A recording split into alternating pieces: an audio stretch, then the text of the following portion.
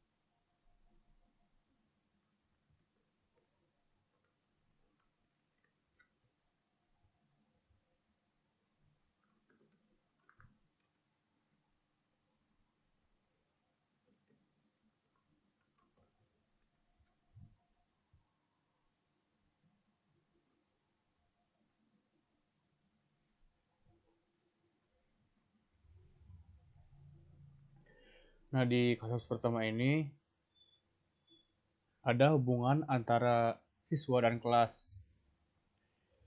Seorang siswa bisa mengambil beberapa kelas dan satu kelas bisa diambil oleh beberapa siswa.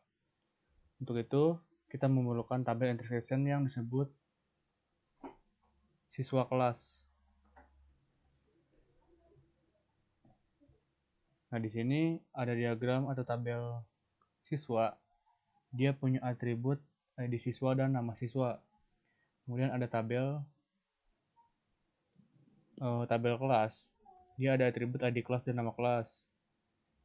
Nah, di tabel siswa kelas ini ada dua foreign key, yaitu ID siswa dan ID kelas yang menghubungkan kedua entitas tersebut. Nah, selanjutnya saya sudah buat 4 kasus lainnya. Nah, di kasus kedua ini ada hubungan antara dokter dan pasien. Seorang dokter bisa menangani beberapa pasien dan seorang pasien bisa ditangani oleh lebih dari satu dokter. Untuk menangani ini, kita menggunakan tabel intersection yang disebut dokter pasien. Di sini ada tabel dokter dengan atribut ID dokter dan nama dokter. Kemudian ada tabel pasien dengan ID pasien dan nama pasien. Nah, di sini ada tabel intersection yang memiliki dua foreign key, yaitu ID dokter dan ID pasien. Contoh kasus 3 yaitu ada mahasiswa dan mata kuliah. Di kasus ketiga ini, seorang mahasiswa bisa mengambil beberapa mata kuliah dan satu mata kuliah bisa diambil oleh banyak mahasiswa. Tabel intersection yang kita gunakan adalah mahasiswa mata kuliah. Untuk penjelasan diagramnya di sini ada tabel mahasiswa dengan atribut ID mahasiswa dan nama mahasiswa. Kemudian ada tabel mata kuliah yang memiliki atribut ID mata kuliah dan nama mata kuliah.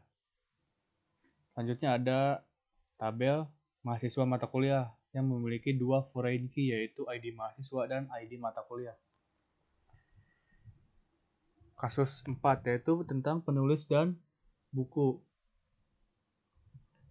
Di kasus keempat ini, seorang penulis bisa menulis beberapa buku, dan sebuah buku bisa ditulis oleh lebih dari satu penulis. Di sini kita menggunakan tabel intersection penulis buku.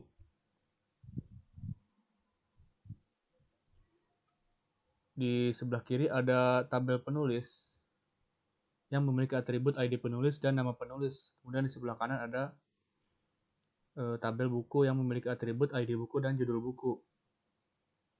Di sini ada tabel penulis buku memiliki dua foreign key, yaitu ID penulis dan ID buku. Nah, contoh kasus yang terakhir yaitu tentang proyek dan karyawan. Di sini seorang karyawan bisa terlibat dalam lebih dari satu proyek, dan satu proyek bisa melibatkan banyak karyawan. Tabel intersection yang kita gunakan adalah proyek karyawan. Di sini ada tabel proyek yang memiliki atribut ID proyek dan nama proyek. Kemudian ada tabel karyawan memiliki atribut ID karyawan dan nama proyek. Nah, di sini tabel intersection-nya memiliki atribut ID proyek dan ID karyawan. Sekian penjelasan saya tentang penggunaan tabel intersection dalam ERD. Semoga video ini membantu kalian memahami konsep ERD dan bagaimana mengelola hubungan many to many. Terima kasih.